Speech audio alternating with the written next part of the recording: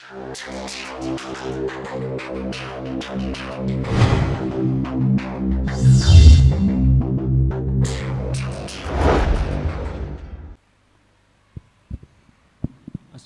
warahmatullahi wabarakatuh. Assalamualaikum warahmatullahi wabarakatuh. Buya, saya ingin nanya masalah pemimpin non-muslim. Bagaimana cara kita menyikapi pemimpin non-muslim dan menurut syariat Islam itu seperti apa? Terima kasih. Baik Buya, sebelum ke jawaban, nampaknya untuk penanya kedua ada sangkut pautnya dengan pertanyaan di Facebook. Kita bacakan dulu pertanyaan dari Facebook. Ada sahabat kita Cipto dari Denpasar, Bali, Buya. Saya seorang Kristiani, saya mau tanya, jika orang-orang muslim dipimpin oleh non-muslim, apa sanksinya? Apakah semua muslim di Bali harus pindah keluar Bali karena gubernur di Bali non-muslim?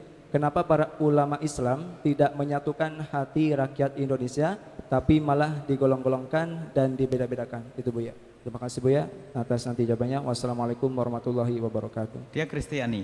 Ya, Kristiani Buya. Memang kita ada Facebook yang ramai sekali.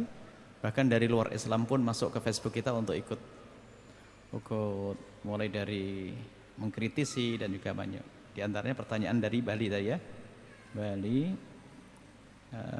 Baik. Pemimpin non muslim. Ada dua pertanyaan yang seiring ya, Masya Allah. Kalau masalah pemimpin itu begini. Bagaimana memilih pemimpin non muslim? Seorang muslim memimpin pemimpin non muslim. Sekarang ini, supaya adil, orang Nasrani tolong dengar suara saya. Supaya adil, orang Islam dengar suara saya. Semua agama itu punya rambu-rambu. Punya rambu-rambu. Dan semua agama itu menyeru. Semua pemeluk agama akan menyeru kepada agamanya. Itu kaidah. Kalau ada orang muslim gak menyeru kepada agama Islam, dia kurang yakin dengan agamanya. Kalau seorang Nasrani tidak menyeru kepada agama Nasrani, itu kurang agamanya. Dia tidak beragama sebetulnya. Dan semua agama punya rambu-rambu.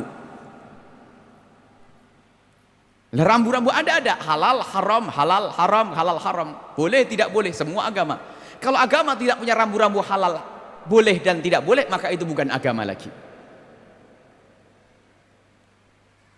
Kalau agama tidak mengatakan ada yang halal, ada yang boleh, ada yang tidak boleh, maka bukan agama. Agama kan membawa peraturan. Kalau tidak membawa peraturan bukan agama. Terserah agama apa saja, apakah agama Islam, agama Yahudi, agama Nasrani, agama yang lain, ada rambu-rambu aturannya. Ini secara umum kita bicara. Kemudian ada rambu-rambu, termasuk di dalam urusan pemimpin. Umat Islam punya rambu-rambu. Di dalam masalah pemimpin, Al-Quran menjelaskan tentang masalah boleh tidaknya mengambil pemimpin seorang yang non-muslim di kalangan ahli Islam. Hal ini sangat masyhur, seperti halnya di kalangan seorang Kristen mengambil pemimpin selain orang Kristen juga sangat masyhur di kalangan mereka. Orang Kristen yang belajar ilmu kekristenan tentang kepemimpinan juga sangat jelas di kalangan mereka. Seperti halnya orang Islam di dalam masalah kepemimpinan ada juga sangat jelas. Tidak ada di dalam agama Kristen yang menganjurkan seorang Kristen memilih pemimpin yang Islam. Itu sudah jelas. Nggak usah berbohong agama manapun. Agama Yahudi pun demikian. Tidak ada agama Yahudi dalam komunitas Yahudi memerintahkan pengikutnya untuk mencari pemimpin yang Muslim atau Nasrani. Nggak ada. Pasti yang dipilih adalah pemimpin yang seagama dengan mereka. Ini kan sederhana kaidahnya. Umat Islam pun punya undang-undang bahwasanya jangan engkau mengambil pemimpin selain orang Islam. Apa yang beda di sini? Bukan suatu ketidakadilan. Itulah hakikat di dalam sebuah agama. Ya ayyuhalladzina amanu la tattakhidul yahuda wan nasara awliya. Jelas Al-Qur'an. Orang Yahudi pun juga punya hujah, orang Nasrani punya hujah, orang Hindu punya hujah. Mereka tidak pernah memerintahkan, misalnya, kaum Kristiani, kita adalah orang Kristen, apapun bentuknya kita harus memilih pemimpin seorang Muslim. Nggak ada begitu. Nggak ada itu. Ini cara berpikir yang adil, supaya jangan sampai dianggap ini diskriminasi, ini adalah menyebarkan permusuhan dan sebagainya. Anda baca adil, Anda seorang Kristen, wahai yang mendengar suara ini, Anda dengar dalam komunitas Nasrani di Vatikan sana, apakah pernah ada promosi untuk mengangkat seorang muslim jadi seorang pemimpin? Tidak ada. Dan itu bukan salah, kami tidak menganggap Anda salah karena Anda punya prinsip seperti itu. Dan orang Islam pun juga punya prinsip. Kami seorang muslim punya prinsip. Dalam Al-Quran, jangan kau angkat selain orang Islam untuk menjadi pemimpin. Ini kan prinsip. Dan hukumnya adalah haram bagi kami. Seperti Anda wahai komunitas Nasrani mengangkat orang muslim, haram bagi Anda. Cuman kadang fitnah dihembuskan dengan cara, perbandingannya adalah misalnya, mohon maaf, mana yang lebih bagus, pemimpin muslim yang tidak adil dengan pemimpin kafir yang adil? Kita salah membuat perbandingan. Seandainya perbandingannya begini, saya seorang muslim, Anda seorang Nasrani, Anda boleh berkata dengan kalimat begini, Anda berkata begini, dan tentu Anda boleh milih, saya akan bicara adil. Sebab kadang-kadang ada mengomentari Facebook kami di saat mendengar omongan kami, rupanya dengan pandangan salah, pandangan picik. Sekarang saya aja bicara netral, hai orang Nasrani yang kemarin mendengar omongan kami dengan komentar yang sangat banyak. Coba, Anda seorang Nasrani, lalu Anda berkata, mana yang lebih bagus? Mana yang lebih bagus dan harus pilih antara pemimpin Nasrani yang adil dengan pemimpin muslim yang adil? Anda seorang Nasrani, Anda pilih mana? Anda pilih mana? Wahai orang Nasrani ini yang dengar, Anda orang Nasrani, pemimpin muslim yang adil dengan pemimpin Nasrani yang adil, Anda pilih mana wahai orang Nasrani? Tidak bisa saya, pasti Anda memilih seorang Nasrani yang adil. Itu kan perbandingan yang netral. Sama saya seorang muslim akan berkata, mana yang saya pilih, seorang pemimpin Nasrani yang adil dengan pemimpin muslim yang adil? Saya memilih pemimpin muslim yang adil. Ini kan adil. Cuman perbandingan yang adil, perbandingan fitnah. Di kalangan kaum Kristiani, seorang pendeta berkata begini, coba supaya adil cara pandang. Mana yang lebih kita pilih? Orang Nasrani, mohon maaf, saya akan baca dengan bahasa Nasrani dulu supaya nanti tidak memandang picik. Hei orang Nasrani, kaum Kristiani, coba apakah Anda bisa nerima perbandingan semacam ini? Wah, ini kaum Kristiani semuanya, semuanya pendetanya berkata, mana yang lebih penting, lebih perlu kita pilih, mana lebih bagus? Pemimpin seorang muslim yang adil dengan pemimpin Nasrani yang tidak adil. Anda jujur seorang Nasrani, Anda ngomong apa? Anda akan berkata, kita akan mencari pemimpin Nasrani yang adil. Begitu, karena perbandingan ini nggak sah. Perbandingan ini nggak sah. Coba kita berpikir cerdas sedikit. Tadi bicara masalah cerdas akal, biar nggak gila lagi kita. Tadi bab ini bab gila tadi. Seorang muslim pun nggak pantas seorang kiai memaparkan di kalangan kaum muslimin dengan pemaparan pemimpin Nasrani yang adil lebih bagus daripada pemimpin muslim yang tidak adil. Oh, bukan, perbandingannya begitu. Tugasmu mencari pemimpin muslim yang adil. Ini kan adil yang semacam ini. Cuman fitnah ini dikemas. Coba kalau direntet dari awal, mana ketidakadilan kami dalam mengeluarkan cetusan? Kami tidak, ini bukan mengolok dan mengejek, tidak. Semuanya punya prinsip. Makanya keputusannya jelas, seorang muslim haram mengangkat pemimpin seorang kafir.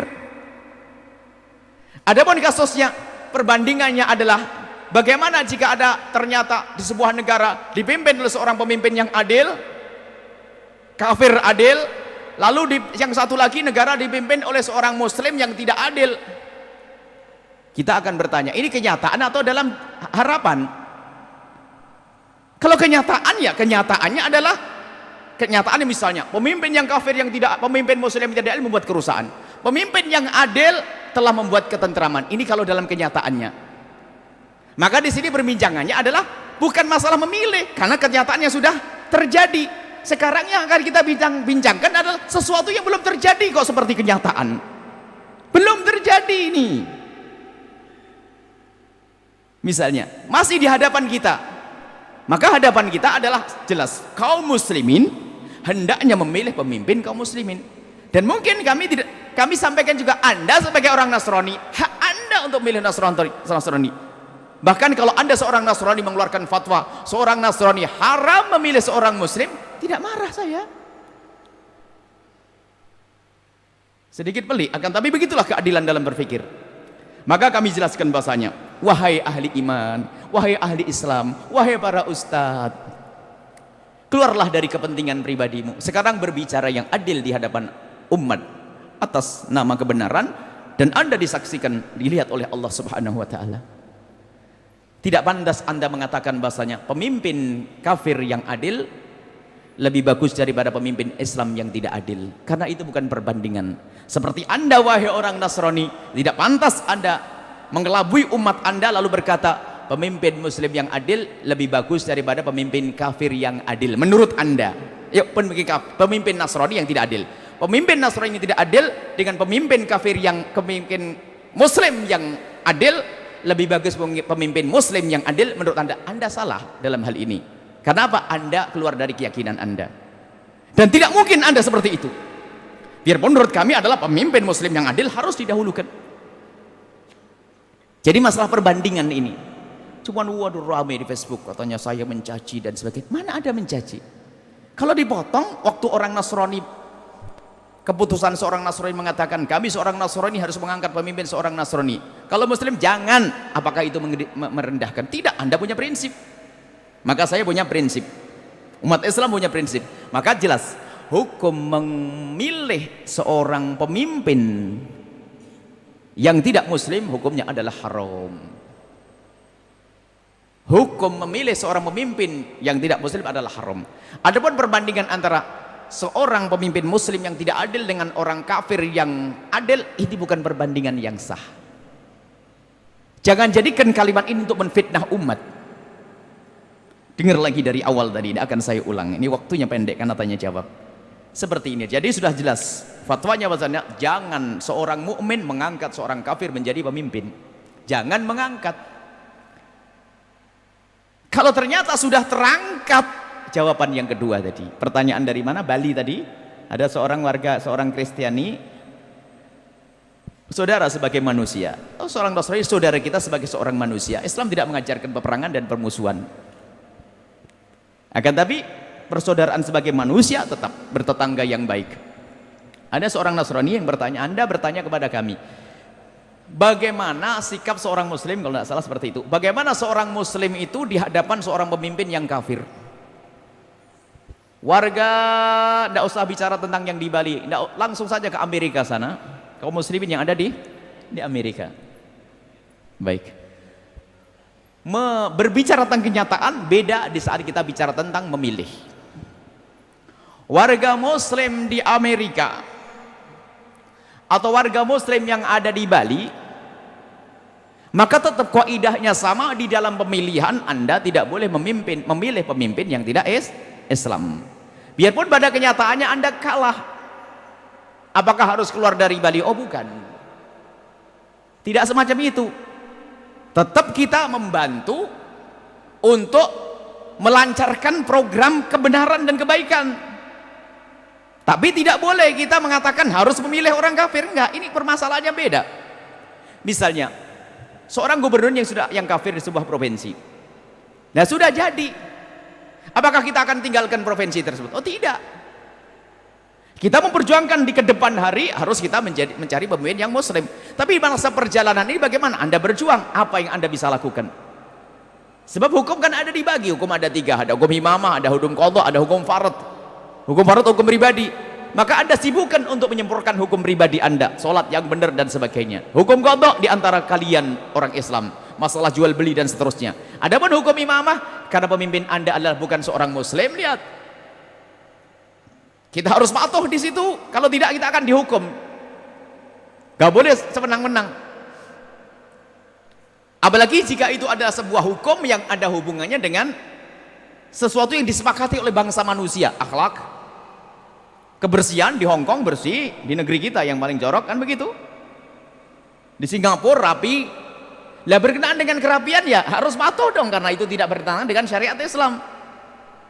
Bahkan kebersihan wajib kita mendukung program kebersihan yang digalakkan oleh pemimpin non muslim. Yang tidak bertentangan dengan syariat wajib kita dukung. Karena apa? Itulah syariat Islam. Ini berbeda. Bicara tentang memilih, kita ngomong masalah memilih. Kalau ternyata mempunyai pemimpin yang Nasrani atau Yahudi atau seorang kafir pokoknya, maka program yang tidak bertentangan dengan syariat harus kita dukung. Karena apa? Itu untuk kemaslahatan umat, berkenaan dengan akhlak. Termasuk hukum-hukum yang sifatnya adalah kayak hukum rambu-rambu lalu lintas dan sebagainya. Ini kan hukumnya polisi, wajib patuh karena ada kemaslahatannya. Kalau lampu hijau, lampu merah Anda langgar, tabrakan nanti, kan begitu. Nggak usah berkata nggak ada di dalam Al-Quran lampu merah, ente soal Quran namanya. Sudah sesuai segala sesuatu yang sesuai dengan syariat Islam, ambil. Cuman masalah memilih pemimpin lain cerita. Saya tidak akan memilih dia, tapi dia kan jadi pemimpinmu. Iya, tapi saya tidak memilih dia. Terus bagaimana? Ya program yang sesuai dengan syariat akan saya dukung. Tapi kalau bersama-sama saya harus ke kuilnya dia, saya enggak, sorry, mohon maaf. Harus ada prinsip dong. Apakah harus keluar? Oh tidak, tidak harus keluar. Kecuali jika Anda sudah tidak bisa menegakkan agama Anda di situ, takut ternodai kehormatan Anda tidak bisa menjalankan agama dengan benar, Anda wajib keluar menjaga keselamatan akidah dan keimanan Anda. Tapi jika Anda punya kebebasan untuk beribadah di situ, termasuk di Amerika sana misalnya, anak-anak dari Amerika bebas beribadah, lakukan ibadah. Bahkan artinya punya kesempatan untuk berjuang, untuk menciptakan presiden, untuk menghadirkan presiden yang muslim, usaha. Di saat sudah jadi beda. Anda tetap menjalankan tugas-tugas Anda sebagai warga yang baik di negeri itu, di kampung tersebut. Mungkin ada pertanyaan besar, bolehkah kita kudeta? Awas, kudeta harus ada aturan dan ukurannya. Allah melarang kita bunuh diri. Kemampuanmu seperti apa melakukan itu semuanya? Sebab perubahan kepemimpinan itu untuk kemaslahatan. Jika ternyata menjadikan dirimu hancur, jangan berkata ini jihad, Anda menjerumuskan orang.